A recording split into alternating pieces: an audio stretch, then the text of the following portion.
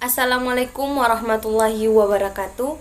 Perkenalkan, nama saya Mutmainnah dari PMIB dengan NIM 503001234. Video kali ini saya akan menyelesaikan mid test saya, yaitu dengan mata kuliah Demografi Kependudukan.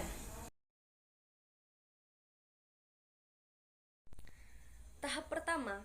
Pada tahap ini masyarakat berada pada kondisi pra-industri yang menyebabkan kematian cukup tinggi karena faktor yang menyebabkan peningkatan dan kelahiran seperti belum tersedianya program KB dan alat kontrasepsi.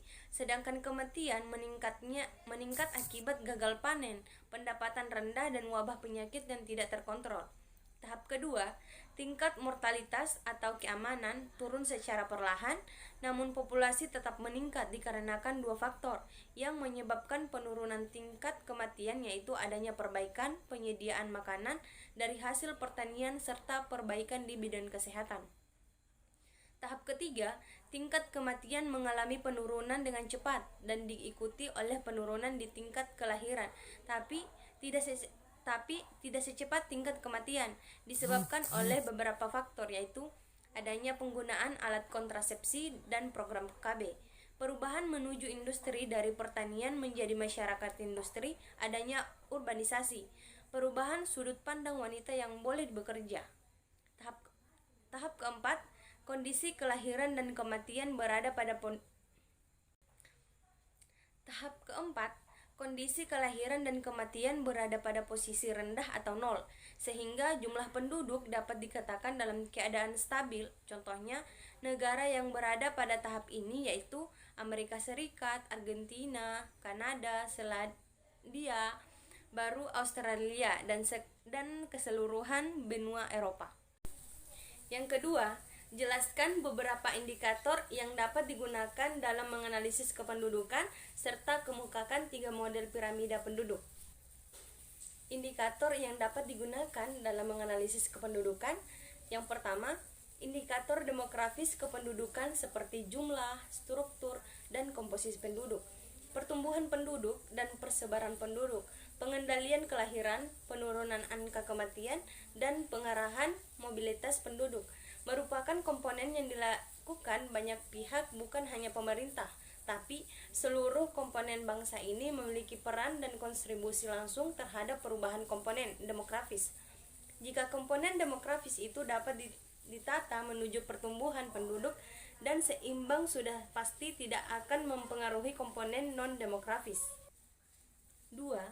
Indikator non-demografis yang berkaitan langsung dengan masalah kesejahteraan seperti persentase penduduk miskin, persentase keluarga prasejahtera, sejahtera 1, indeksi pembangunan manusia yang disebut HDI, indeksi harapan hidup, indeks pendidikan yang disebut melek huruf selama sekolah, indeks daya beli, tingkat partisipasi angka kerja, tingkat pengangguran terbuka, dan setengah pengangguran.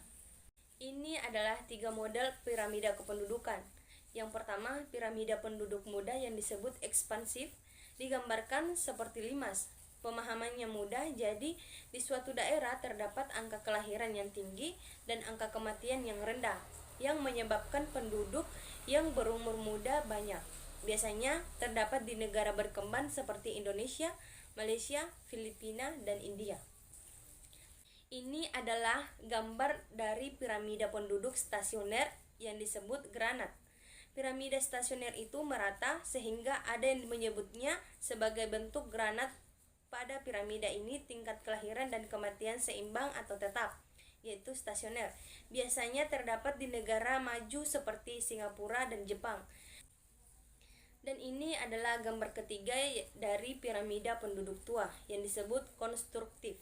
Sebagai besar penduduk berada kelompok usia dewasa atau tua, piramida ini menunjukkan tingkat kelahiran yang rendah dan tingkat kematian yang sangat tinggi. Jadinya pertumbuhan pendudukan rendah, contohnya negara Jerman, Swiss, dan Belgia. Yang ketiga, apa perbedaan mendasar ketiga sumber data demografis penduduk?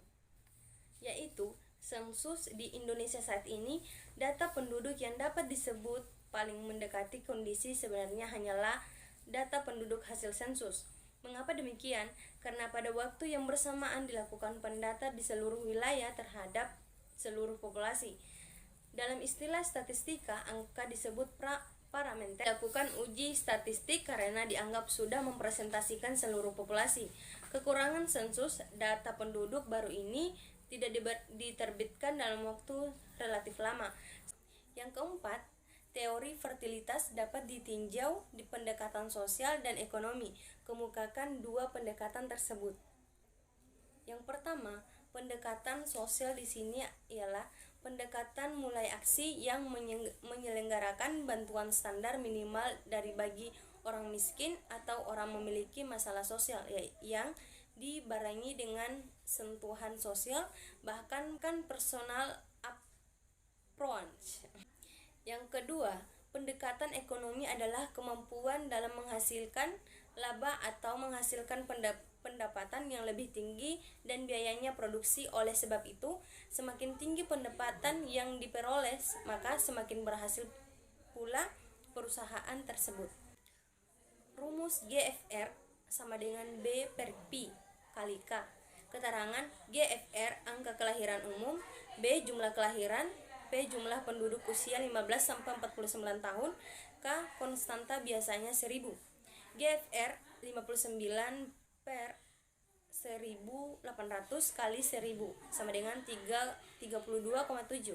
Hasil di atas menunjukkan bahwa dari 1000 wanita berumur 15-49 tahun terdapat kelahiran sebanyak 32,7 bayi. Teman-teman bisa melihat di layar HP bagaimana rumus GFR itu. Yang keenam, di dalam analisis mortalitas dikenal istilah standarisasi. Jelaskan yang dimaksud dan macam-macam standarisasi tersebut. Standarisasi adalah suatu metode yang digunakan untuk